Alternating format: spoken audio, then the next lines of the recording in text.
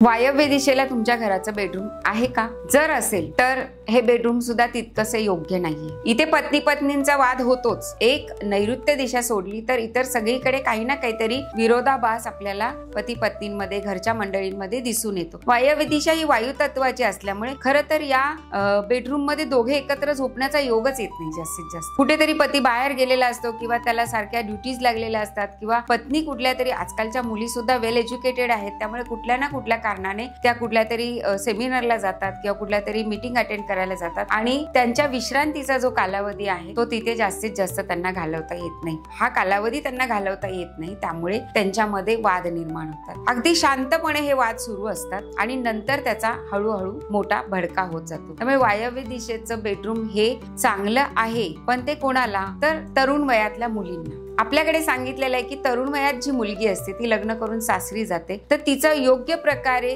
घरातून बाहेर पडण्याचा मार्ग असतो तो वायव्य दिशेचा असतो. कारण वायव्य दिशेला जे पण असतं ते राहत नाही. म्हणून वायव्य दिशेला पती पत्नींचं बेडरूम नसावं, तर तरुण मुलींचं बेडरूम जर वायव्य दिशेला असेल किंवा तुमच्याकडे एक्स्ट्रा वायव्य दिशेचं बेडरूम असेल तर ते पती पत्नीने किंवा घरच्या कर्त्या पुरुषांनी किंवा स्त्रियांनी न वापरता घरातल्या तरुण मुलींना ते वापरायला द्यावं. आणि त्याशिवाय जरी तुम्हाला या सगळ्या समस्यांना तोंड द्यावं लागत असेल, आणखीन काही समस्या असतील तर वास्तुतज्ञांकडून परीक्षण करून घ्यावं. नक्कीच तुम्हाला त्याच्यामध्ये काय करावं आणि काय करू नये याच्यावर उत्तर मिळेल.